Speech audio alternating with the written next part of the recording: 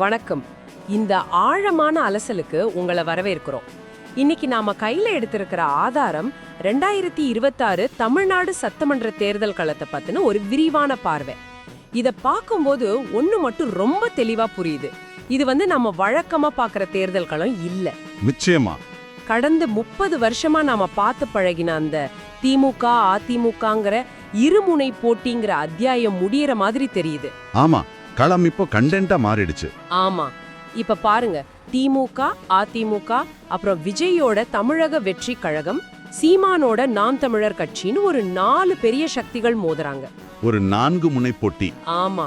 So இன்னைக்கு நம்ம நோக்கம் என்னன்னா, இந்த புது அரசியல் சதுரங்கத்துல காய்கள் எப்படி நகருது, முக்கியமா இந்த வாக்குகள் சிதறும் போது யாருக்கு லாபம் யாருக்கு நஷ்டம்னு ஆழமா புரிஞ்சுக்கிறது தான். உள்ள போய் பார்க்கலாமா? கண்டிப்பா. இதுல ரொம்ப சுவாரஸ்யமான விஷயம் என்னன்னா, இது வெறும் கட்சிகளோட எண்ணிக்கை அதிகமாகிறது மட்டும் இல்ல. இது தமிழ்நாட்டோட அரசியல் அடிப்படைகளையே அசைச்சு பார்க்கிற ஒரு நிகழ்வு. உங்க குறிப்புகள் சொல்ற மாதிரி 1989 தேர்தலுக்கு அப்புறம் இப்படி ஒரு பலமுனை போட்டி வரவே இல்லை. ஓ, அப்பவும் இதே மாதிரி ஒரு சூழல் இருந்துச்சா? ஆமா, அப்போ ஏற்பட்ட 4 முனை போட்டியில தான் ஜெயலலிதா முதல் முறையா ஒரு பெரிய சக்தியா உருவானாங்க. திமுக ஆட்சிக்கு வந்தது. இப்போ கிட்டத்தட்ட அதே மாதிரி ஒரு சூழல் உருவாகி இருக்கு. அப்படியா? ஆளும் திமுக அரசு மேல இருக்கிற மக்களோட மனநிலை, அதிமுகவோட மீட்சி முயற்சிகள், இது எல்லாத்தையும் விட முக்கியமா விஜயோட அந்த கணிக்க முடியாத வருகை, இதுதான் ஆட்டத்தை சூடுபிடிக்க வைக்குது. நீங்க சொல்றத பார்த்தா ஜெயிக்கிறதுக்கான ஃபார்முலாவே மாறிடுச்சு போல. சரியா சொன்னீங்க. அதுதான் முக்கியமான புள்ளி. முன்ன மாதிரி 45% வாக்கு வாங்கினாதான் ஜெயிக்க முடியும்னு இல்ல. வாக்குகள் இப்படி 4ஆ பிரியும் போது வெறும் 30 இல்லனா 35% வாங்குற ஒருத்தரால கூட ஈஸியா ஜெயிக்க முடியும். அடேங்கப்பா. இதுதான் இந்த தேர்தலை கணிக்கவே முடியாத அளவுக்கு சுவாரஸ்யமாக்குது. சரி, அப்போ களத்துல இருக்கிற இந்த முக்கிய அணிகளோட பலம் பலவீனத்தை ஒன்னொன்னா அலசுவோம். முதல்ல ஆளும் திமுக கூட்டணியில இருந்து ஆரம்பிக்கலாம். சரி. அவங்களோட வாக்கு வங்கி 35ல இருந்து 45% வரை இருக்கலாம்னு இந்த டேட்டா சொல்லுது. மகளிர் உரிமை தொகை மாதிரி நலத்திட்டங்கள், அப்புறம் வலுவான கூட்டணி, இதெல்லாம் அவங்களுக்கு பிளஸ். ஆமா. ஆனா இவ்ளோ பலமா இருந்தோம், அவங்க சந்திக்கிற மிகப்பெரிய சவால் என்ன? திமுகவோட அசைக்க முடியாத பலம்னு நாம நினைச்சது அவங்களோட அந்த உறுதியான வாக்கு வங்கி தான். ஆனா இப்போ அந்த அடித்தளத்திலேயே ஒரு விரிசல் வர வாய்ப்பு இருக்குன்னு உங்க ஆதாரம் சொல்லுது. அந்த விரிசலுக்கு காரணம்? முக்கிய காரணம் விஜயோட வருகை. குறிப்பா இளைஞர்கள் அப்புறம் முதல் முறை வாக்காளர்கள், அவங்களோட வாக்குகள் கணிசமா பிரிய வாய்ப்பு இருக்கு. ஒரு நிமிஷம். திமுக கிட்ட ஒரு பெரிய கட்டமைப்பு இருக்கு, பல வருஷ அரசியல் அனுபவம் இருக்கு. இத வெறும் சினிமா கவர்ச்சி வச்சு ஒருத்தர் தகர்த்திட முடியுமா? அந்த நலத்திட்டங்கள் எல்லாம் வாக்கா மாறாதா? நல்ல கேள்வி. நலத்திட்டங்கள் நிச்சயமா வாக்குகளா மாறும், அதுல சந்தேகமே இல்லை. ஆனா இளைஞர்களுக்கிட்ட எப்பவுமே ஒரு மாற்றுக்கான ஏக்கம் இருக்கும் பாருங்க. ஆமா, அது உண்மைதான். உங்க குறிப்புகள் படி விஜயோட வருகை அந்த மாற்றத்துக்கான ஒரு முகமா பார்க்கப்படுது. அவர் பேசுற சமூக நீதி, ஊழல் இல்லாத ஆட்சின்னு சொல்ற விஷயங்கள், பாரம்பரிய திராவிட கட்சிகளோட ஆதரவாளரா இருந்த இளைஞர்கள்ல ஒரு பகுதியினரை கூட இருக்கலாம். ஓ, இது திமுகவோட வெற்றி தோல்வியை ஒரு சின்ன மார்ஜின்ல தீர்மானிக்கிற தொகுதிகளில் பெரிய பாதிப்பை ஏற்படுத்தும். அதனால திமுகவோட சவால் அதிமுக இல்ல, தங்களோட வாக்கு வங்கியில இருந்து பிரிகிற இந்த புது வாக்குகள் தான். மிகச்சரியா சொன்னீங்க. அப்போ திமுக வாக்கு வங்கி பிரியுதுமான், அந்த அதிருப்தி வாக்குகள் எல்லாம் இயல்பாவே அதிமுக பக்கம் போயிடுமா, இல்ல அங்க வேற சிக்கல் இருக்கா? அங்கதான் கதையில இன்னொரு ட்விஸ்ட். திமுகவுக்கு இது சவால்னா அவங்களோட பிரதான எதிரியான அதிமுகவுக்கு இது ஒரு பெரிய வாய்ப்பு. ஆமா, ஆளும் கட்சிக்கு எதிரான வாக்குகளை மொத்தமா அறுவடை பண்ணலாம். ஆமா, அவங்களுக்கு ஒரு பொன்னான சந்தர்ப்பம். பாஜகவோட தேசிய அளவுல இருக்கிற ஆதரவு, பாமக தேமுதிக மாதிரி கட்சிகளை மறுபடியும் கூட்டணிக்குள்ள கொண்டு வரதுக்கான வாய்ப்பு, இதெல்லாம் அவங்க பலத்தை அதிகரிக்குது. உங்க ஆதாரத்தின்படி அவங்களுக்கு 25ல இருந்து 35% வரை வாக்குகள் கிடைக்கலாம். ஆனா என்ன, அந்த வாய்ப்பை முழுசா பயன்படுத்திக்க முடியாதபடிக்கு அவங்களுக்குள்ளேயே சில பலவீனங்கள் இருக்கு. கட்சிக்குள்ள இன்னும் புதஞ்சிட்டு இருக்கிற அந்த உள்கட்சி பூசல்கன்னு ஒரு முக்கிய காரணம். சரி. அப்புறம் 2021 தேர்தல் தோல்வியோட தாக்கம் களப்பணியில ஒருவித சோர்வை ஏற்படுத்தி இருக்கலாம். அதனால திமுக கிட்ட இருந்து பிரிகிற வாக்குகள் முழுசா தங்களுக்கே கிடைக்கும்னு அவங்களால உறுதியா நம்ப முடியல. அப்போ அந்த வாக்குகளையும்? ஆமா, அந்த வாக்குகளையும் விஜயும் சீமானும் பங்கு போடுறாங்க. இப்போதான் இந்த ஆட்டமே சூடு பிடிக்க ஆரம்பிக்குது. புது புயலா வந்திருக்கிற விஜயோட தமிழக வெற்றி கழகம் அவங்களுக்கு 15ல இருந்து 25% வாக்குகள் கிடைக்கலான்னு உங்க ஆதாரம் கணிக்குது. இது நம்பவே முடியாத ஒரு விஷயமா இருக்கு. ஒரு புது கட்சிக்கு முதல் தேர்தல்லயே இவ்ளோ பெரிய வாக்கு சதவீதம் எப்படி சாத்தியம்? இதுதான் செலிபிரிட்டி பாலிடிக்ஸ், அதாவது பிரபல அரசியலோட சக்தி. விஜய்க்கு இருக்கிற ரசிகர் பட்டாளம்ங்கிறது வெறும் சினிமா ரசிகர்கள் இல்ல, அது ஒரு அமைப்பு மாதிரி. ஆமா, அது ஒரு கட்டுக்கோப்பான அமைப்பு மாதிரி பல வருஷமா இயங்கிட்டு வருது.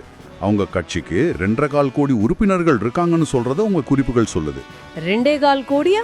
ஆமா, இந்த எண்ணிக்கையில பாதி உண்மையானா கூட அது தமிழ்நாட்டுல இருக்கிற எந்த பெரிய கட்சிக்கும் சமமான கட்டமைப்பு. சரிதான். அது மட்டும் இல்லாம இப்ப இருக்கிற 2 பெரிய கட்சிகள் மேலயும் அதிருப்தியில ஒரு பொதுவான வாக்காளர் கூட்டம் இருக்கு. அவங்களுக்கு விஜய் ஒரு புது ஆப்ஷனா தெரியறாரு. சரி, இந்த பலத்துக்கு இன்னொரு பக்கம் என்ன?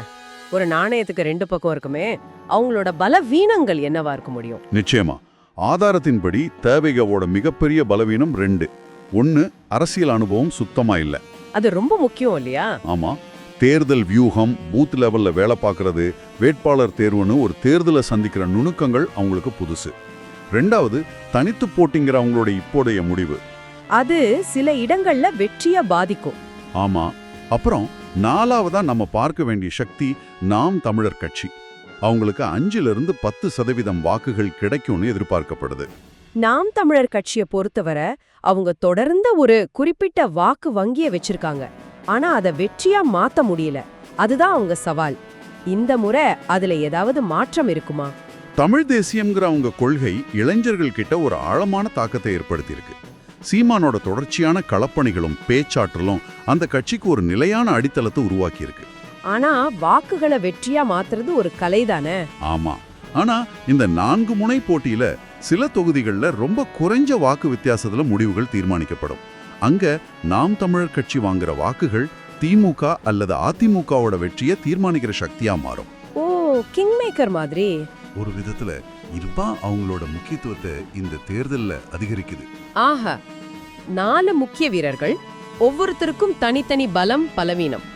இப்போ இதெல்லாம் சேர்ந்து தேர்தல் களத்துல என்ன மாதிரியான தாக்கத்தை ஏற்படுத்தும்? குறிப்பா இந்த வாக்கு பிரிப்பு. நீங்க முன்னாடியே சொன்னீங்க ஜெயிக்க 30-40% வாக்குகளே போதும்னு. அப்படின்னா அரசியலோட இலக்கணமே மாறிடுச்சுன்னு சொல்லுங்க. மிகச்சரியா புரிஞ்சுக்கிட்டீங்க. பாதிக்கு மேல மக்கள் உங்களை நிராகரிச்சாலும் நீங்க எம்எல்ஏ ஆயிடலாம். இதுதான் இந்த தேர்தலோட மையப்புள்ளி. இது ஒரு சின்ன உதாரணத்தோட விளக்கலாம். ஒரு தொகுதியில 100 வாக்குகள் இருக்குன்னு வச்சுக்கலாம். சரி, இருமுனை போட்டியில ஒருத்தர் 51 வாக்கு வாங்கணும். ஆனா இந்த 4 முனை போட்டியில திமுக 35, அதிமுக 30, விஜய் 25, சீமான் 10ன்னு வாங்கினான். வெறும் 35 வாக்கு வாங்கின திமுக வேட்பாளர் ஜெயிச்சிடுவார். ஆமா, அவர் 65 பேர் நிராகரிச்சிருந்தாலும் கூட இந்த கணக்கு தான் மொத்த தேர்தல் முடிவுகளையும் தலைகீழா மாத்தப் போகுது. இதுல கவனிக்க வேண்டிய விஷயம், தவைகவும் நாதகவும் பிரிக்கிற வாக்குகள் பெரும்பாலும் யாருடையது? நீங்க பகிர்ந்துகிட்ட தரவுகள் படி இந்த 2 கட்சிகளும் சேர்ந்து திமுக கூட்டணியோட வாக்கு வங்கியிலிருந்து சுமார் 10லிருந்து 15% வாக்குகளை பிரிக்கலாம். ஓஹோ, இது திமுகவோட பாரம்பரிய வாக்குகளாகவும் இருக்கலாம், இல்லனா அரசுக்கு எதிரான அதிருப்தி வாக்குகளாகவும் இருக்கலாம். இந்த வாக்குகள் அதிமுகவுக்கு போகாம இந்த 2 கட்சிகளுக்கு பிரிகிறது.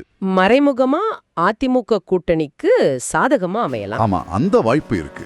இதை இடங்களோட அடிப்படையில பார்த்தா அந்த சித்திரம் இன்னும் தெளிவா புரியும். உங்க ஆதாரத்துல சில கருத்து கணிப்பு அடிப்படையிலான இடங்களோட கணிப்புகள் இருக்கு, அத பத்தி பேசலாமா? கண்டிப்பா. அந்த எண்கள் இந்த அரசியல் புதிரையை விடுவிக்க உதவும். திமுக கூட்டணிக்கு 90லிருந்து 120 இடங்கள் வரை கிடைக்கலான்னு கணிக்கப்பட்டிருக்கு. தனிப்பெரும்பான்மைக்கு 118 இடங்கள் தேவை. ஆமா, அதாவது அவங்க நூலிழையில பெரும்பான்மையை தவறவிடவும் வாய்ப்பு இருக்கு. அப்போ அதிமுக பாஜக கூட்டணி அவங்களுக்கு 70லிருந்து 100 இடங்கள் வரை. இது அவங்கள ஒரு பலமான எதிர்க்கட்சியா நிலைநிறுத்தும். இப்போ விஜயோட கட்சிக்கு வருவோம். 10லிருந்து 30 இடங்கள் வரை. ஒரு புது கட்சிக்கு இது ஒரு பிரம்மாண்டமான தொடங்கம், மறுக்கவே முடியாது. நாம் தமிழர் கட்சிக்கு 0லிருந்து 10 இடங்கள் வரை. இந்த எண்களை பார்க்கும்போது என் மனசுல தோன்ற வார்த்தை தொங்கு சட்டமன்றம். ஆமா, எந்த கட்சிக்கும் தெளிவான பெரும்பான்மை இல்லாம போக வாய்ப்பு இருக்கு இல்லையா? அந்த வாய்ப்பு ரொம்ப பிரகாசமா இருக்கு. அப்படி ஒரு சூழல் வந்துச்சுன்னா தேர்தலுக்கு பிறகான கூட்டணிகள் தான் தமிழ்நாட்டோட அடுத்த முதல்வரை தீர்மானிக்கும். அப்போ 10லிருந்து 30 இடங்கள்ல ஜெயிக்கிற விஜயோட கட்சி ஆட்சி அமைக்கிற சாவியை தங்க கையில வச்சிருக்கலாம். யாரு முதல்வர்னு தீர்மானிக்கிற சக்தியா அவங்க மாறலாம். ஆமா, இது தமிழ் அரசியல் இதுவரைக்கும் பார்க்காத ஒரு புது நாடகமா இருக்கும். அப்படியானா இந்த சிக்கலான சூழ்நிலையை சமாளிக்க ஒவ்வொரு கட்சியும் என்ன மாதிரியான வியூகங்கள் வகுக்கலாம்? எதிர்கால நகர்வுகள் பத்தி இந்த ஆதாரங்கள் என்ன சொல்லுது? ஒவ்வொரு கட்சியுமே இப்போதே அந்த வேலைகள்ல இறங்கியிருக்கும். திமுகவை பொறுத்த வரைக்கும் வாக்குகள் பிரியறத தடுக்க அவங்க கூட்டணியை இன்னும் பலப்படுத்த முயற்சிப்பாங்க. தேமுதிக மாதிரி கட்சிகளை உள்ள இழுக்கலாம். ஆமா, அதன் மூலமா குறிப்பிட்ட சமூக வாக்குகளை தக்க வைக்க பாப்பாங்க. அதிமுகவோட வியூகம் என்னவா இருக்கும்? அதிமுகவோட முதல் வேலை அவங்க வீட்டை சரி பண்றதுதான்.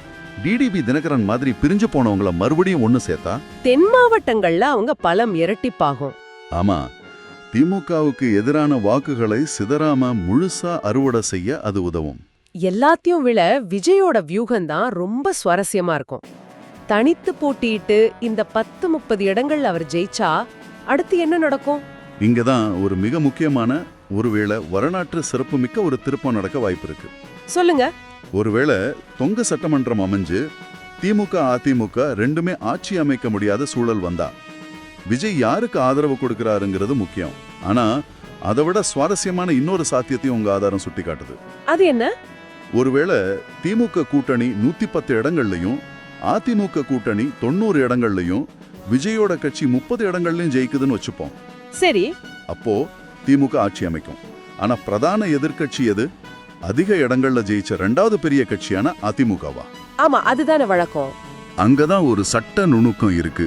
தனி பெரும்பான்மை பெற்ற கட்சிக்கு அடுத்தபடியா அதிக இடங்கள்ல ஜெயிச்ச தனித்த கட்சி தான் பிரதான எதிர்க்கட்சியா அங்கீகரிக்கப்படும். அந்த வகையில ஒரு நிமிஷம், நீங்க சொல்றது 30 இடத்துல ஜெயிச்ச விஜயோட கட்சிக்கு பிரதான எதிர்க்கட்சி தலைவர் அந்தஸ்து கிடைக்கலாமா? கிடைக்க வாய்ப்பு இருக்கு. முதல் தேர்தல்லையே பிரதான எதிர்க்கட்சி தலைவர் அந்தஸ்தா? இதுக்கு முன்னாடி இந்திய அரசியல் இப்படி நடந்திருக்கா? நினைச்சே பார்க்க முடியல. இதத்தான் மாற்றத்திற்கான தேர்தல்னு உங்க ஆதாரம் குறிப்பிடுது. இது வெறும் ஆட்சி மாற்றத்துக்கான தேர்தல் இல்ல. இது அரசியல் களத்தோட அதிகார மையத்தையே மாத்திர தேர்தல். ஆமா, திராவிட கட்சிகளோட அரை நூற்றாண்டு கால ஆதிக்கத்துக்கு இது ஒரு உண்மையான சவால். ஆனா நம்ம ஒன்னே ஞாபகம் வச்சுக்கணும், தேர்தல் ஜூன் 2026 தான். இன்னும் நிறைய சமயம் இருக்கு. ஆமா, அது வரைக்கும் இந்த அரசியல் ஆத்துல இன்னும் நிறைய தண்ணி ஓடும். இன்னைக்கு நாம பேசுற கூட்டணிகளும் கணக்குகளும் நாளைக்கு மாறலாம். களம் கணிக்க முடியாத திருப்பங்கள் கொண்ட ஒரு த்ரில்லர் சினிமா மாதிரி இருக்க போகுது. ஆமா, விஜயோட வருகை பழைய கணக்குகளை எல்லாம் மொத்தமா மாத்தி ஒரு புது ஆட்டத்தை ஆரம்பிச்சிருக்கு. திமுகவோட கட்டமைப்பு வலுவா இருந்தாலும் இந்த வாக்கு பிரிப்பு அவங்களுக்கு ஒரு உண்மையான சவால். அதிமுகவுக்கு இது ஒரு வாழ்வா சாவா போராட்டம். ஆமா, மீண்டு வர்றதுக்கு கடைசியில தமிழ்நாடு வாக்காளர்கள் கையில தான் முடிவு இருக்கு. அவங்க ஒரு நிலையான அனுபவமுள்ள ஆட்சியை தேர்ந்தெடுக்க போறாங்களா, இல்ல ஒரு தடவை முயற்சி செஞ்சுதான் பாப்போமேன்னு ஒரு புது மாற்றத்துக்கு தயாரா இருக்காங்களான்னு அதுதான் $1 மில்லியன் கேள்வி. ஆமா, ஆனா விஜயோட வருகை ஒரு புது அத்தியாயத்தை ஆரம்பிச்சிருக்குங்கிறதுல மாற்று கருத்து இல்ல. அதுல சந்தேகமே இல்ல. ஆனா திமுக அதிமுக மாதிரி பாரம்பரிய கட்சிகளோட ஆழமான வேர்களையும் அவங்க அமைப்பு பலத்தையும் அவ்வளவு சுலபமா குறைச்சு மதிப்பிடவும் முடியாது. இந்த ஆய்வோட இறுதியில உங்களுக்காக ஒரு சிந்தனையை விட்டுட்டு போறோம். நீங்க பகிர்ந்துகிட்ட ஆதாரங்கள் காட்டுற சாத்தியங்கள் படி ஒரு புதிய ஆளுங்கட்சியை தேர்ந்தெடுக்கிறதுக்கு தமிழகம் தயாரா இருக்கா, அல்லது இதுவரைக்கும் இருந்த திராவிட கட்சிகளுக்கு வெளியில இருந்து ஒரு புதிய சக்தி வாய்ந்த எதிர்க்கட்சி குரல் சட்டமன்றத்துல ஒலிக்கிறதுக்கு தயாரா இருக்கா? யோசிச்சு பாருங்க.